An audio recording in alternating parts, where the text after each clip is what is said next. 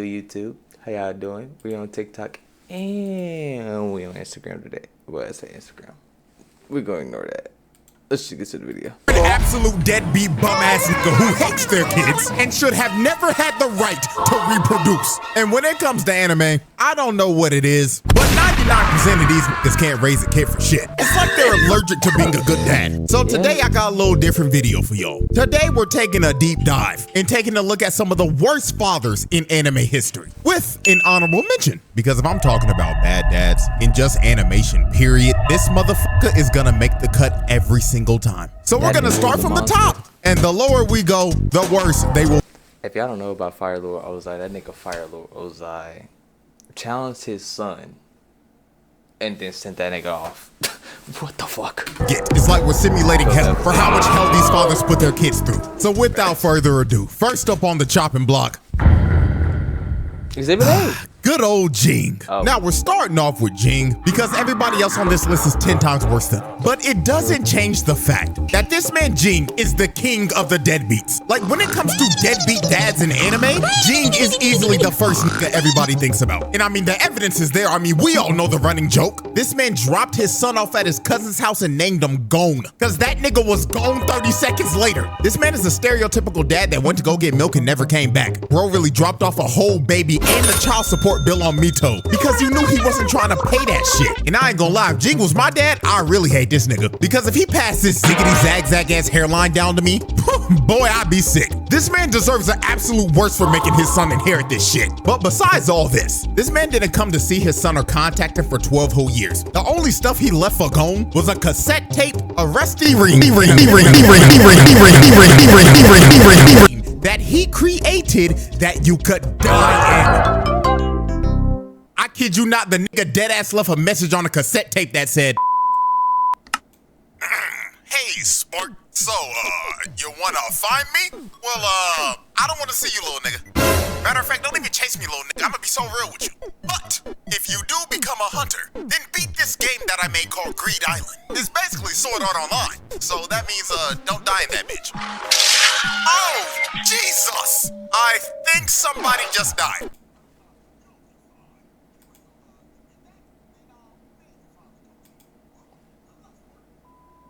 But I'm gonna be so real with y'all. The shit that really pissed me off about Jing in the moment that showed everyone that this nigga ain't shit was when Gon was in the hospital. Now, Gon was fighting for his life after his fight with Pito. He was on life support and he was about to die. And Jing did not bother to visit him once. When he was literally across the street. Not even a 5-minute walk. The lazy bastard didn't even want to go to the hospital to see his son that could have died. Like I'm telling y'all, when Leorio called this man out in front of everybody, it was pure satisfaction. Bro got on the mic and was like, you a bitch ass nigga, and we all want you to know that you just a bitch ass nigga.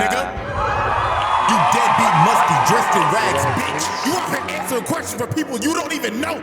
Meanwhile, your own flesh and blood is about to die. So answer the question, hoe ass nigga. Why have you not gone to see your son? And after Leorio called him out, Jing replied with, "Man, he got enough friends. He'll be fine. Did he even say he wanted me to come in the first place?" And the fact that this man Jing said that, does he even want me to come, while Gon can't even say that shit because he's in a coma, pissed Leorio off to the point where he said, "Fuck it," and swooped on this nigga, lifted him out of his seat with a Shoryuken. And when this happened, I kid you not, everyone in the room cheered because they all knew that this nigga was a bum. Everyone was happy when Jing got laid out. And then the icing on the cake of Jing just being a deadbeat is when Gon woke up and was so happy to see his father. This man was crying and was so happy to see his dad. And look at this man's face. Is this the face of a man that wants to see his son? Hell nah! He thinking in his head, damn, do I have to actually be in this little nigga's life now? Man, I gotta pay child support now? Oh my God. And when Gon left and said, "Can we talk again?" this man Jing was like, I don't know. And everybody in the room booed him, calling him a deadbeat and a bum ass nigga like they should. And this man Jing was ready to swing on everybody like, bro. But yeah, Jing is easily the king of the deadbeats. But like I said earlier, there are dads 10 times worse than Jing. And next up is a dad that abused. With Google Play Games, you can play online. Oh boy, Endeavor. Endeavor is a great hero, but my God, he was a terrible father. Now, I will say this, Endeavor, without a doubt, is the most improved father on this list. He's actually trying to do better, but the way he was moving before his whole redemption was awful. This nigga was a piece of shit that mentally abused and broke his entire family apart. And this was all because he was a hating ass nigga. You see, Endeavor was obsessed with trying to be better than All Might. So when he finally came to the realization that All Might was just better than him and it was just a skill issue, he decided, if I can't be better than him, then I'll make somebody better than him. So this man went out and bought a wife so he could make a hybrid baby with her that would have his flavor. Pause. Do you, my nigga, do you know how crazy it is to go out and buy a wife? My nigga, you have to be like, I don't know, you gotta be like 7 levels of fucked up to go buy a wife. Oh my motherfucking god. This nigga is deciding, I got a great idea, y'all. I got a great idea. I'm gonna go buy a wife. It sound like that nigga Kazi. You trying to go rent the girlfriend?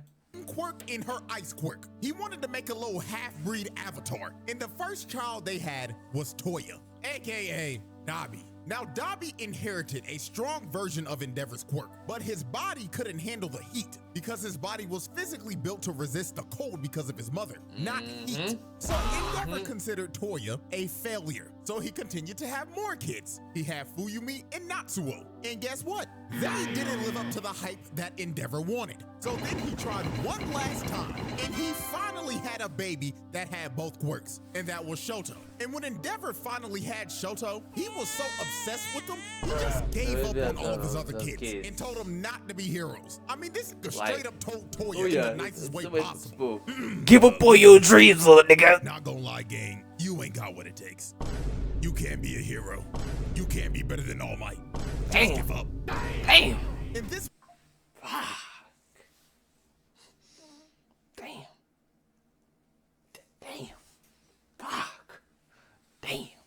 was the start of this family just breaking apart. Because after Endeavor told Toya this, he straight up tried to swing on baby Todoroki.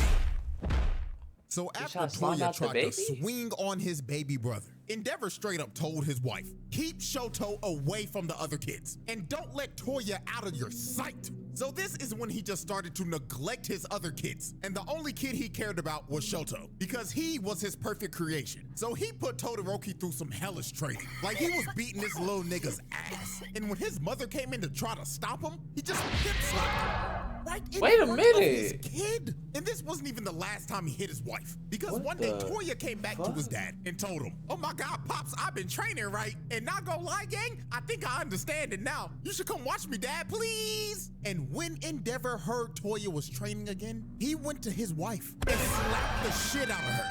Right in front of his kids. What are you doing, twin? And this No, was you the start not of twin. What Todoroki's you mom's mental doing? health just declining. Because every time she looked at her kids, she saw Endeavor. And this led to Todoroki's mom throwing boiling water on Todoroki's face, giving him the Zuko scar because she straight up snapped and tweaked out because she couldn't even see her kids the same. Her mind was broken. So he straight up threw her in a mental insane asylum. And then since he completely neglected Toya, Toya went up in the woods thinking his dad was coming and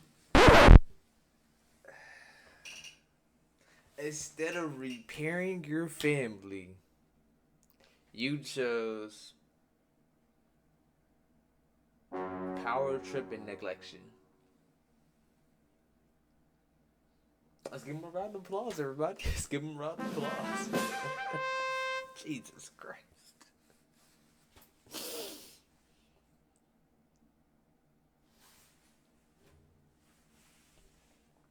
So you telling me that... No, hold on. Let me get this correct. You're telling me that these niggas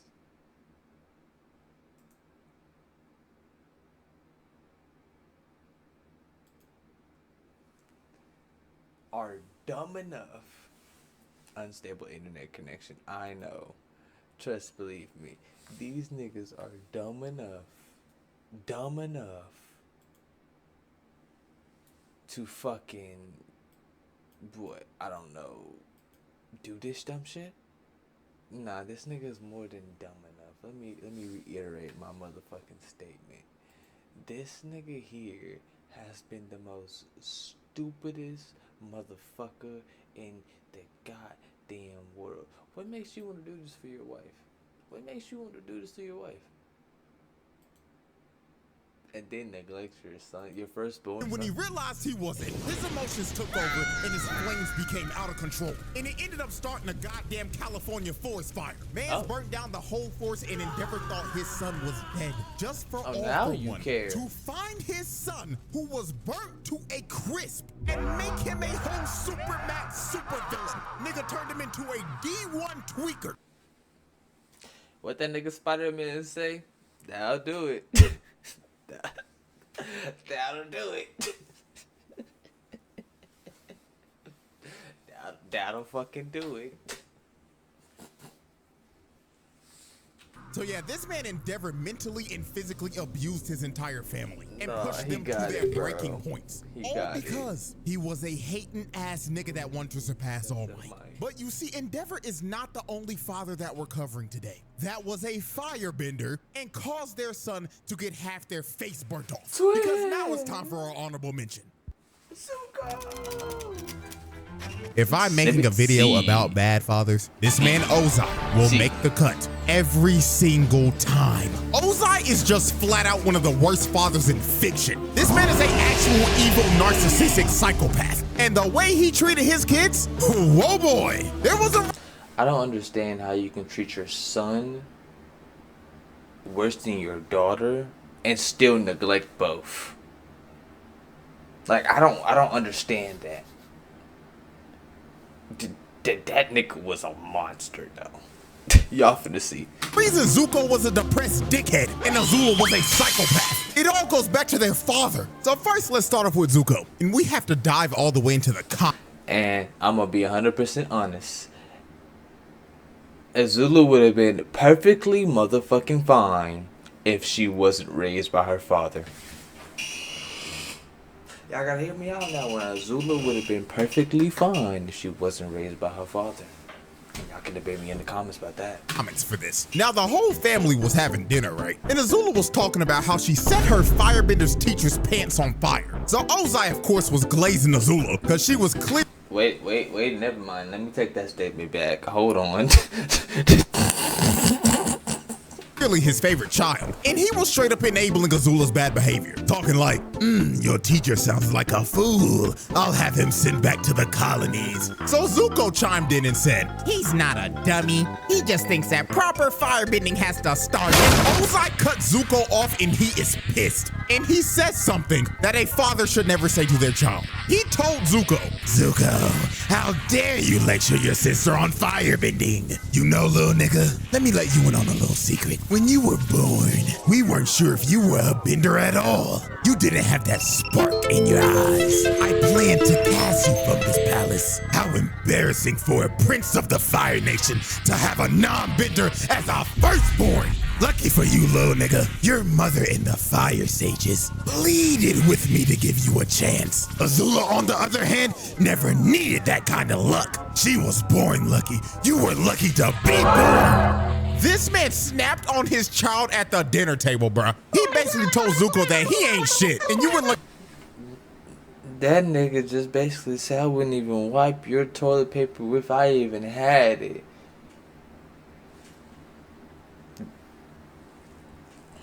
Maybe that didn't make sense. Come on, maybe that didn't make sense. My bad, y'all. That I felt like blowing your mama's back out to make you. But it just keeps on getting worse from here, bro. Because the next awful thing he did to Zuko was, of course, the Agni Kai. So this all started in a war meeting. So this one general came up with a plan that would have an entire division of new Fire Nation recruits be used as bait to distract the Earth Kingdom's forces so a better division could attack from the rear. Now, obviously, this plan is terrible because they're literally throwing new recruits out there to die. So Zuko spoke up and said that this plan was straight garbage and you're sacrificing and betraying loyal soldiers of the Fire Nation. And when he said this, all the generals just stopped and looked at this nigga because Zuko spoke out of line when he wasn't supposed to. So Ozai saw this as disrespect to the general. And the only way to settle this was an Agni Kai. So Zuko thought that he was going to be dueling the general. But when Zuko turned around and saw his opponent, it wasn't the general. It was Ozai. Because Ozai thought that it was disrespectful to him because Zuko ran his mouth in his war chambers. I'm sorry. You telling me my father's the king? I can sometimes speak out against the king if I'm gonna be the king in the future. Right. Hear me out, right? Peep game, lock in. Jingle, jingle, jingle, jingle. I said your favorite word. Jingle, jingle. Okay. So you telling me my dad is the Father Lord, jingle, jingle, and I'm supposed to be in the motherfucking thing fighting another person for my honor because you said it was disrespectful in your chamber room? Jingle, jingle. So stay with me now. Jingle, jingle, jingle, jingle. You have me up if you think I'm fighting my dad that's known for murking niggas. That just not long ago told me at the first of this comic, I'm lucky to be born. And Zuko states quoting that. I wonder why he said, my father always said, my sister was born lucky. I was lucky enough to be born. I wonder why that nigga Zuko said that line. So Zuko was pleading to his dad like, Dad, please, I'm sorry. I didn't mean it as disrespect. But Ozai was like, stand and fight. You know, this is like a black parent coming up to you after you don't stole something. Quit, Zuko. Don't be a bitch. Stand up and fight for your honor. So Zuko refused to fight Ozai, and Ozai proceeded to burn half of his face off in front of a live crowd. And then after he gave Zuko his scar, he banished him and forced him to have this ugly as a bald ponytail that nobody should ever be forced to have, and told him don't come back till you find the Avatar, who has been missing for over 112 years. Ozai was basically telling him, don't ever come back, little nigga. And the only way you're coming back is if by the grace of God you get lucky to find a little bald nigga that has been frozen for over a century. Now let's move on to Azula. Ozai made Azula do all of his dirty work. This man just sat on his throne the entire series and sent his 14-year-old daughter to take over the entire Earth Kingdom while he just sat there and didn't do shit. Then he took Azula's plan for Sozin's comet that she made and straight up left her out of it. Nigga said, you can stay here and be Fire Lord while I go burn the world. And when he left his daughter to be Fire Lord, she went off the deep end and spiraled into madness while this nigga was having the time of his life burning the entire world. Ozai, without a doubt, is one of the worst fathers of all time.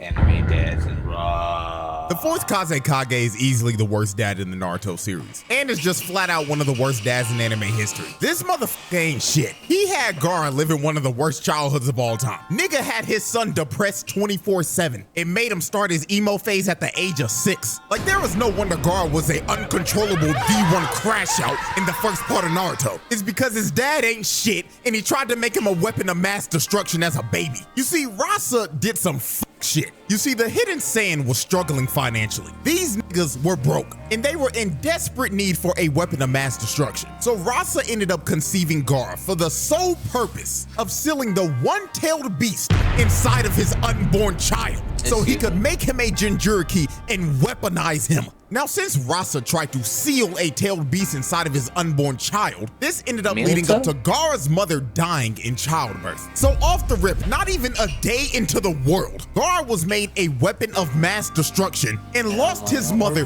fresh out the womb because of his father. The little nigga Damn, homicide.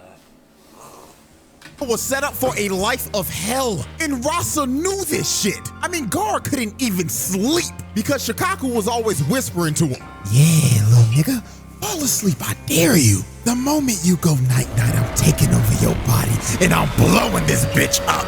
Do it, little nigga, I dare you. And of course, since he was a Jinchuriki, just like Naruto, everybody in the village was scared of him and stayed away from him. And Rasa let it happen. He didn't do shit about it. He just let them ostracize his son. And bruh, he did not let Gaara have fun at all. This man was the no fun police. He would play outside with Temari and Kankuro, right? And they were just doing normal things. They were just building sand castles and shit and just having a blast. But then here came Mr. My Son Can't Have No Happiness. His bum ass didn't even say a word too. All he did was like, y'all don't even know how much hatred I have for this nigga. And then he popped back up in the war like, oh, I'm such a good lovey-dovey dad. Lying ass nigga. Look at Temari and Kankuro and shake his head. No. Stop playing with that nigga, even though he's your little brother. Get away from there. That nigga shake his head like, but that's 2 times. No. No. Freak. So Rasa didn't even allow Gaara to play with his siblings. He just straight up neglected them and wanted them to be alone 24/7. But you see, the absolute worst thing Rasa ever did to Gaara was making the only person that cared about him try to kill him. You see, Gaara had a great relationship with Yashimaru. He was his caretaker and also his uncle, and he deeply cared about Gaara. He was the only person that showed him any type of love in his life. So guess what this nigga Rasa did? He told Yashimaru, yo twin, I want to test my 6-year-old son to see if he'll crash out or not. So do me a favor and go try to assassinate that little nigga. What? And also tell that little nigga that his mother never loved him. I want to see if he'll go berserk.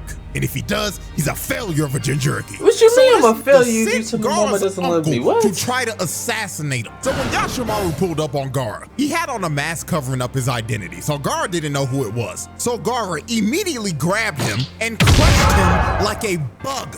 So after Gaara swatted him like a fly, he went over to his body and saw that it was Yashimaru. And Gaara was sick to his stomach because he basically just murdered the only person that cared about him. And the only person that cared about him just tried to assassinate him. And with Yashimaru's last breath of life, he has to lie and tell Gaara because Rasa's watching this shit.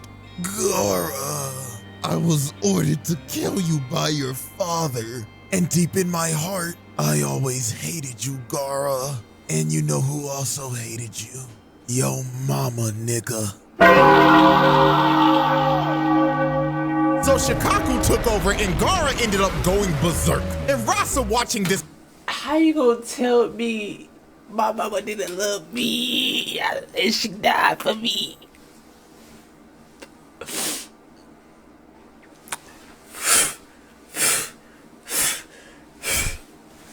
Swiss cheese in the whole village. The whole time is like, looks like the child is a failure. My son is fucking useless to me now. Like, you dumbass nigga. Bro really expected a 6-year-old to somehow control his emotions and not go berserk after his uncle came and tried to assassinate him, then told him in his dying breath that he always hated him and his mama hated him too. Like, nigga, how did you expect anything different? The 4th Kazekage was a brain-dead idiot. And I ain't gonna lie, I can't believe I'm about to say this, but shouts out Orochimaru for sliming this nigga out. It is the most noble deed he did in the entire series, because Rasa had to go. This motherfucker wasn't shit. Now, when it comes to who's the biggest sack of shit in One Piece, obviously you know you got your celestial dragons and everything. But right under them is this motherfucker Judge. This man had Sanji living in hell. Oh. Y'all don't know how much I hate this nigga just for what he did to my goat. This disgusting nigga. All because he was a normal human being. You see, Judge wanted all of his kids to be perfect weapons for Jarma 66. And he went to the lengths of genetically altering his kids to the point where they would lack any type of sympathy. He wanted them to be emotionless weapons because Judge was a warmonger who terrorized the North Blue and wanted to conquer all of it to restore the German Empire to its rightful glory. Now, Sanji was the oddball of the family because he actually had emotions and was just a regular human because of his mother. Because when she was pregnant, she took a drug to try to stop the genetic mutation that Judge was trying to do to their kids. Now, this made her bedridden and she ended up dying because of this. And it only worked for Sanji. His other 3 brothers was some emotionless dickheads because of the genetic mutation. So Judge put all of his kids through intense training. And during this training, Sanji always fell behind. So when Sanji was basically failing every single training exercise, Judge became disgusted with Sanji. He was so disgusted with this little nigga that he would let his other brothers beat the shit out of him, and he wouldn't do anything about it. I mean, this nigga getting put in cages. This nigga's Sanji will cry. Crime. This nigga's getting beaten half to death. I mean, for his dad's help. But Judge would just look at him and tell him, man, little nigga, if you don't get your ass up, quit being a crybaby and bitch. I can't believe you got my blood in you. You fucking disgrace. Damn! And his brothers continued to beat the shit out of him. They would do this every day and Judge would just let it happen because he didn't care about Sanji. The only kids he cared about were his sister and his brothers. And my God, when Judge figured out that Sanji's hobby was cooking, get something for this ad blocker or something. Ooh, this nigga did not like this shit at all. Sanji was making food for a mouse, right? And the mouse was tearing that food up. But then Judge barged in the room and just started yelling at him like, Sanji, are you cooking for them ass rats again, boy? I thought I told you to cut that weak ass shit out. So he walked over to the plate of food and threw that shit out the window, along with Mickey Mouse. He killed that nigga. Then he told him, don't ever cook again. And if I catch your little ass in that kitchen one more time, I'ma whoop your ass. So it got to the point that Sanji just continued to fail at everything. And Judge just decided to consider Sanji a failure. So this man did one of the worst things I've ever seen. Judge decided to fake Sanji's death, and he threw him in a dungeon and locked a metal helmet on his head and just locked him up forever so he never had to see him again. And he stayed in this cell for 6 months. And while he was in this prison cell, his brothers would go in there and just beat the crap out of him for no reason at all. They would just do this for fun. So this got so brutal that his sister couldn't take it anymore. So she just broke him out so Sanji could run away. Now when Sanji was trying to make his great escape, Judge found him trying to leave. So Sanji stood up to Judge and told him, I'm leaving, old nigga, and there's nothing you can do to stop me. And Judge just looked at him and said, okay, don't hit your head out the door, little nigga. Bye-bye. I don't care what you do, I'm gonna be real with you. But before we part ways, let me tell you this. Never tell anybody that you are my son, because you are the only stain on my legacy. So Judge let Sanji run away because he couldn't give a damn about him. And Judge didn't see Sanji again for 13 whole years. And the next time he saw him, he tried to use Sanji to marry him off to one of Big Mom's daughters. Bro didn't see his son for 13 years, and the first thing he tried to do was use him for a diplomatic marriage. And to make sure he couldn't leave, he put these handcuffs on him. And if he ever tried to take them off, he would blow his hands off, so Sanji could never cook again. So after the whole cake arc and the Straw Hats, mind you, it's not just never cooking again. You can never stroke your meat again. You can never do anything again, boys. Pause on that statement though, but you can never do anything, including girls. You can never do anything again. Like, if somebody cuts off your hands, what you gonna do? What you gonna do? It's not somebody cutting off your feet, cutting off your hands. You still got your arms. You just rescue Sanji. While the Straw Hats were leaving, Judge saw Sanji on the Sunny, and the last thing he wanted Sanji to hear before he left was, Sanji, I just want you to know something before you leave. You still ain't shit, and you'll never be shit. Not gonna lie, gang, if your pops was talking to you like this after years. Mind you, he just saved them niggas about like an hour, maybe 2, 3, 4 hours ago before that. What? Years of abuse and neglectment. Ain't gonna lie, you might have to slime that nigga because that's insane. Judge rightfully earned his reputation as one of the worst fathers in anime.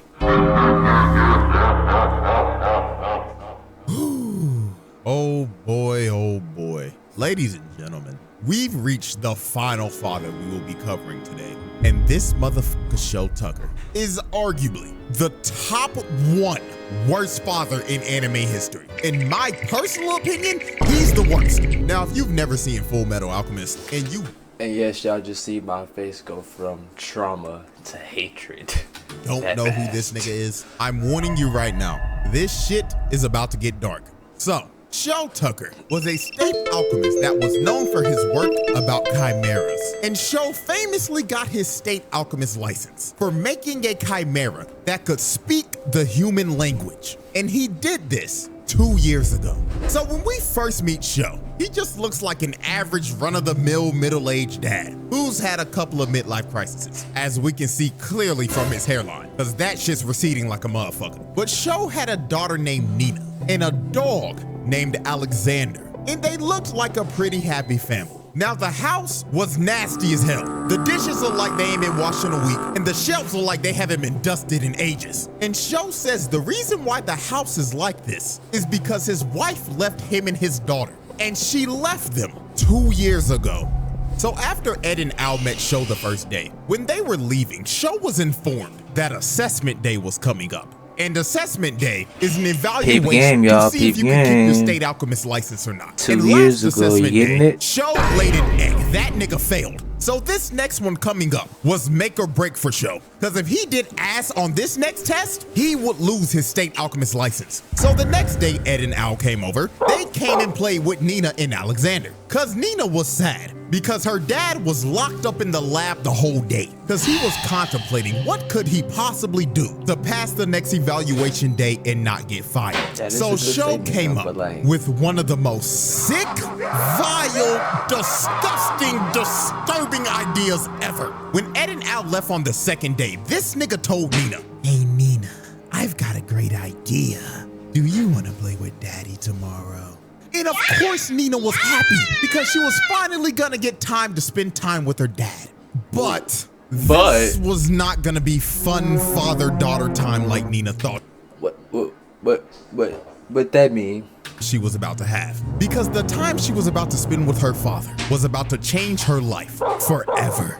What that mean? No. Don't just show me no ad. What that mean? No. What the fuck that mean? Hey, fuck this ad. So Ed and Al come back on the third day. So when they first came in the house, nobody was there to greet them. So they decided to look around to see if they could find.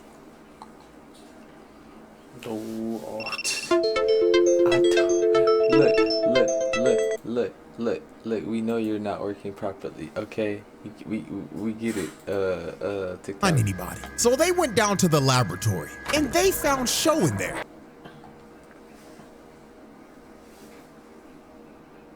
Oh wait. Somebody just said they can't hear. Oh my god. With some type of creature. So Shel greets them and tells them,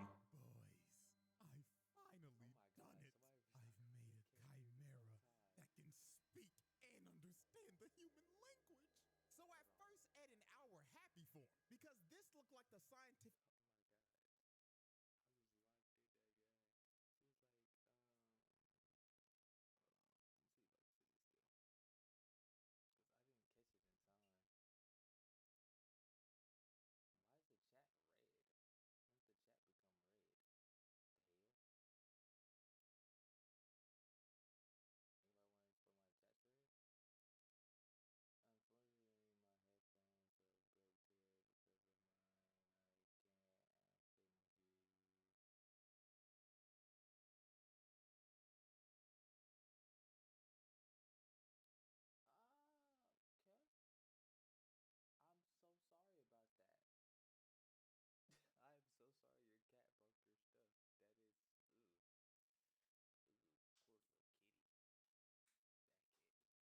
Breakthrough that Shel needed to pass evaluation day. So Shel told the chimera to introduce yourself to Ed.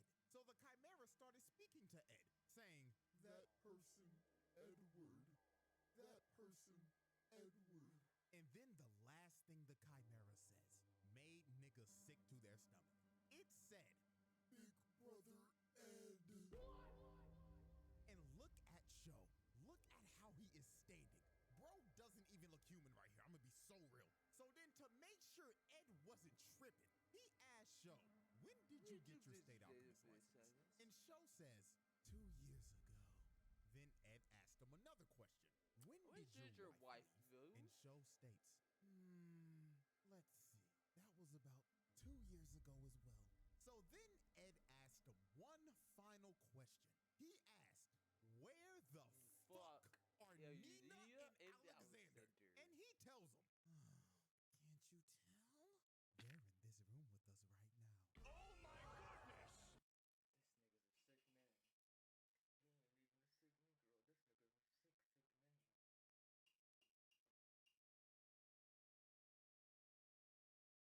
This nigga's a sick, sick man. Ah, fuck this. Cut the video. Cut. And it all clicked from there. This nigga made Nina and Alexander do the fusion dance and turned them into motherfucking dog nigga. And guess what? The wife? Yeah, she ain't leave, nigga. Show turned her into a chimera 2 years ago. That's how we got a state alchemist license. So Ed slammed Show on the wall. And Show didn't even feel bad about it. This crazy bastard was all smiles and was just saying, oh, this is just human evolution. This is progress. So Ed starts beating this nigga's ass.